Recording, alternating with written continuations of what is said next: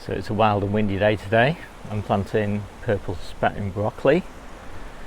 I'm doing 8 in that bed and I'm doing 10 in this bed. This bed gets a lot more light and water than that bed because of the tree.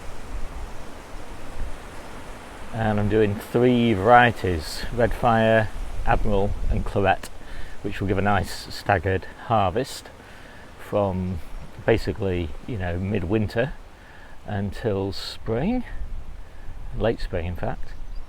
And we'll do one more bed on Debbie's plot to give us a bit of contingency just in case we get any crop failures here. Holes are dibbed with a bulb planter. I'm pre-watering the holes and burying deep. It's pretty windy. So while those holes drain, I'm going to prepare these plants. I'm taking off the lower leaves. You can see that I've got some leaf miner on some of these, and where you see that, there's pretty much certain there's going to be some sort of little caterpillars underneath there. Yeah. So take those leaves off, kind of inspect all the undersides of all the leaves. If you see anything remotely caterpillar related, like these eggs here, make sure those are squashed. Now's the time because they're going to go under some nets, so you need to make sure there's nothing untoward under the leaves. Take off the lower leaves, as I said, so I can plant them nice and deep. So I'm going to work my way through those. So those are all nicely cleaned up and ready for planting. There was a little bit of white fly underneath them, so I squashed that, and just a few caterpillars, not so many, but I will probably have to keep a really close eye on these. And yeah, so let's get them planted. So that ends the shadiest, so that's where the late spring ones are going, and then there's the spring ones, and then there's the winter ones.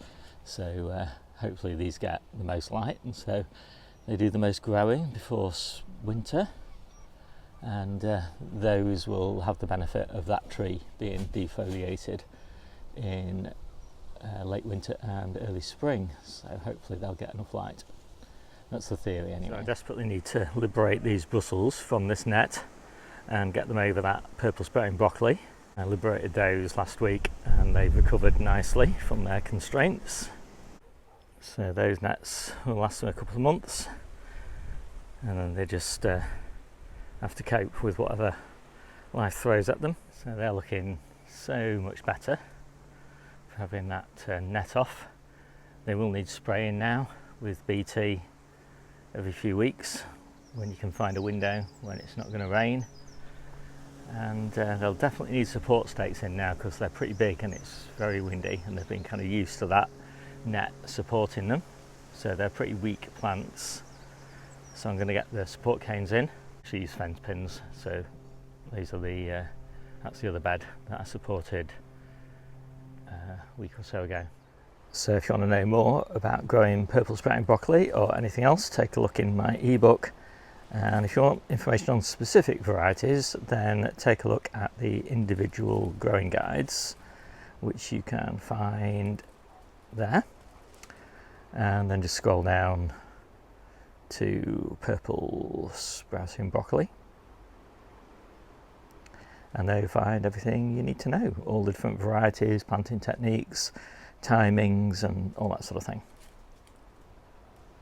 So, hope you like this quick video. My name's Steve, this is the Seaside Kitchen Garden and Allotment channel, and I'll see you soon.